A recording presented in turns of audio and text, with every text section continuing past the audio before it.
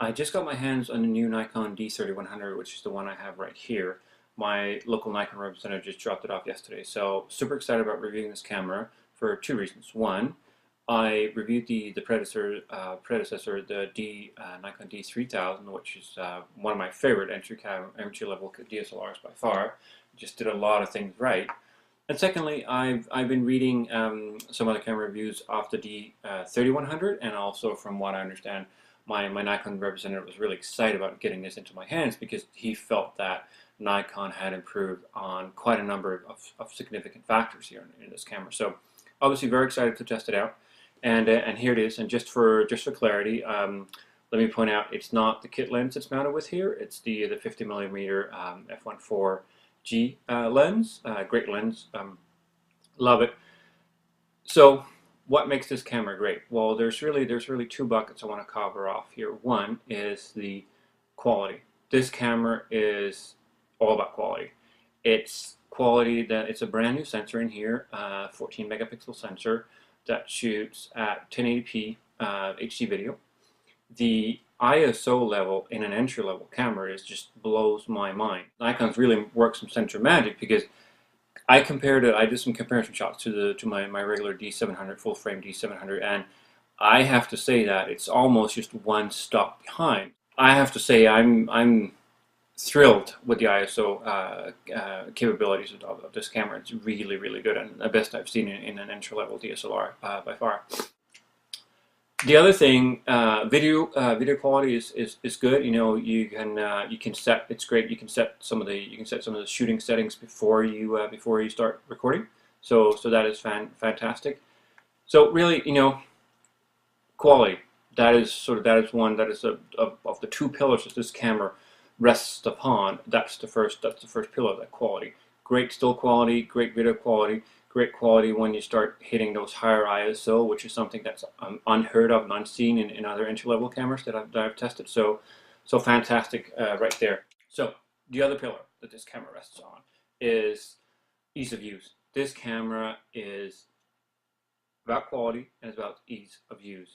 And some of the points that I really like about the D3000, which is also about ease of use, you can also say that ease of use is features you would normally find in higher end cameras. You know, maybe mid-level, maybe the very top level of sort of that camera ecosystem, camera range. And I'll give you a couple of examples of that ease of use. First of all, there's really clever implementation here of the live view. Let me see if you can see it. So there is a switch right there, this little lever right there, and you pull that down, boom, that activates live view. You pull it back up again, and it's back to normal. There it goes, back to normal shooting. So pretty darn clever, I have to say. It's really easy. And once you're in live view, they have a nice big red record button right there. You can't really miss what that's about. That's obviously about video shooting. I have a little story to share in terms of that. I was shooting at my son's first birthday. I was taking pictures that day. Great. And this gentleman came up to me. He had a brand new 5D Mark II, fantastic camera. And he was asking me, so I think this camera shoots video. Do you know how to set it? Do you know how to start it? And I think in that, I haven't shot with the 5D Mark II. I think you have to dive into the menu setting and there you can activate it and so on and so forth.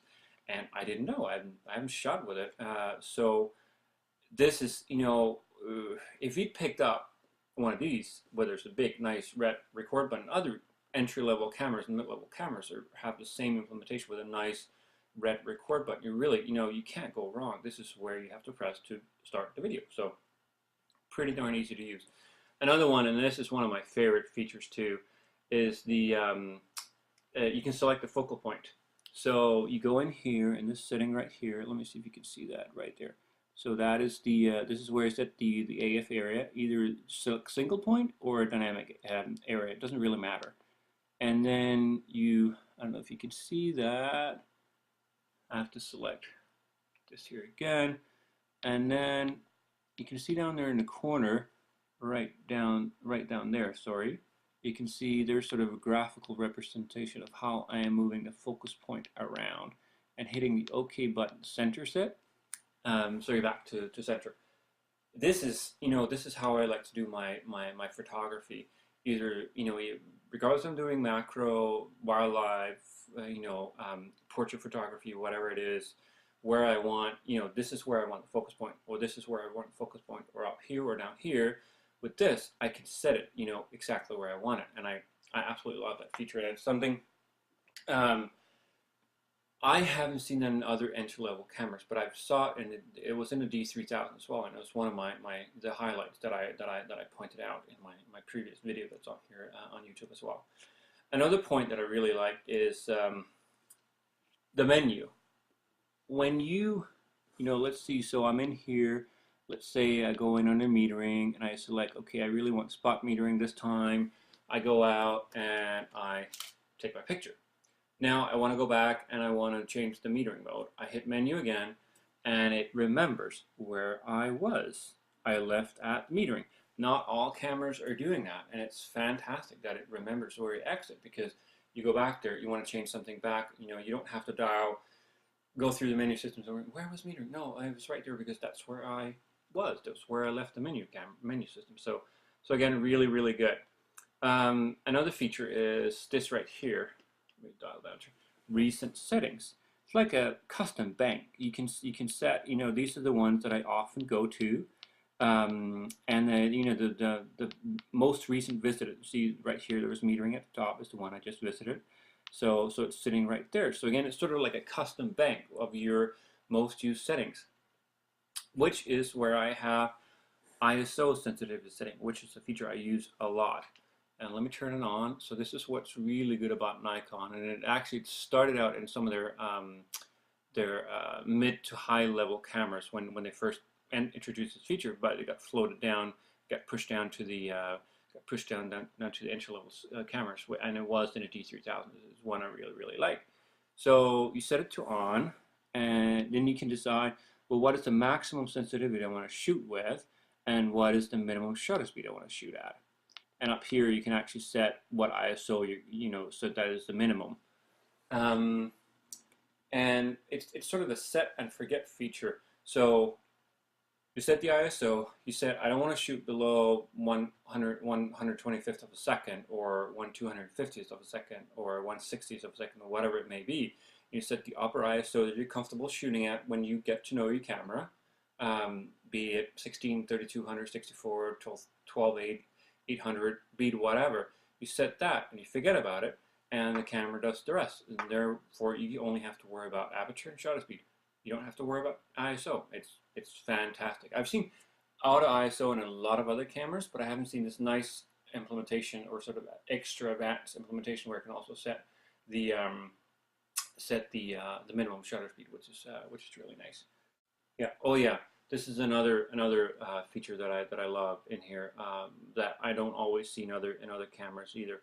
So you take a picture, if it will so please me, and then you are straight into the playback. So I've shot with a lot of other cameras where you take a picture and it displays here on the back like it should, but you can't interact. You're not in playback mode. You're in some other just show me one image mode, which sucks, because I usually want to see, once I've taken a picture, I usually want to compare it to, well, what was the previous picture I took, or the picture before that. And let me just show you here. So let me take a picture of whatever's back there.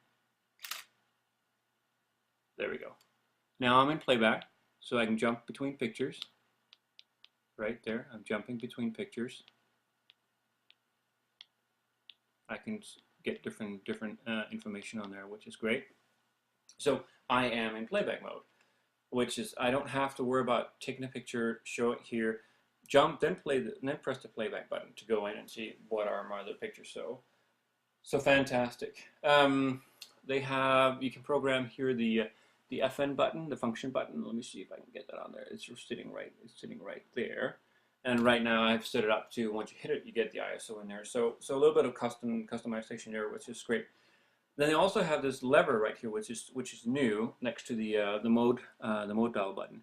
This lever right here. Let me not cover up with my big finger.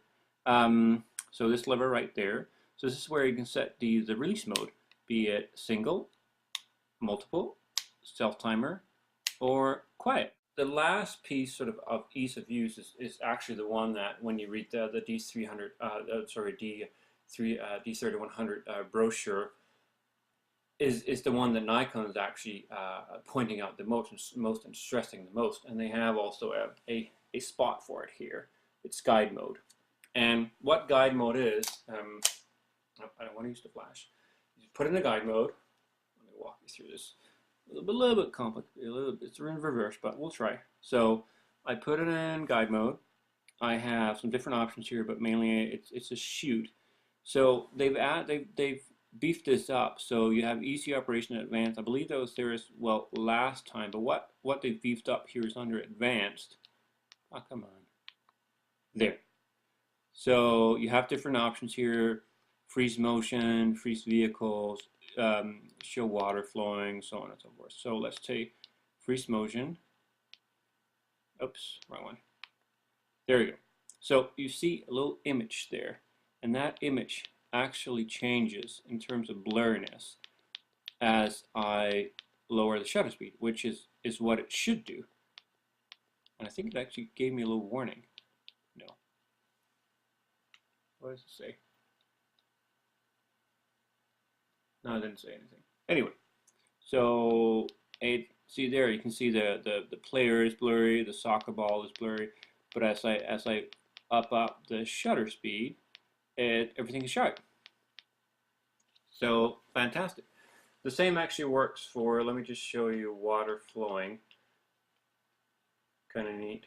So you can see here. So let me just take it the other, so sort of from the other direction. So 1/250th or 1/320th of a second, you're not going to get that nice out of focus sort of soft effect. You're gonna see the droplets of the spill and the water crystal clear. So, but as you take it down to around 1/30th, 1/20th, 1/10th, you're gonna get that nice sort of clean, smooth, watery surface, which is what you want when you take a waterfall. So kind of cool. You can see that effect change in there. I really like that. It shoots three frames per second, which is fine. It's adequate. It has a brand new XP2 sensor or sort of processor in there, which is also, I think that I believe that's one of the reasons that the sensor is that has to do with the algorithm and so on and so forth has been beefed up and improved by the Nikon engineers. At the same time, it's pretty darn snappy. You can snap when you have it on JPEG. You can snap endlessly until you run out of memory. If you have it on RAW setting, you can snap, I think it's 5, 6, 7 shots, and then the buffer fills up. You have to wait a little bit until it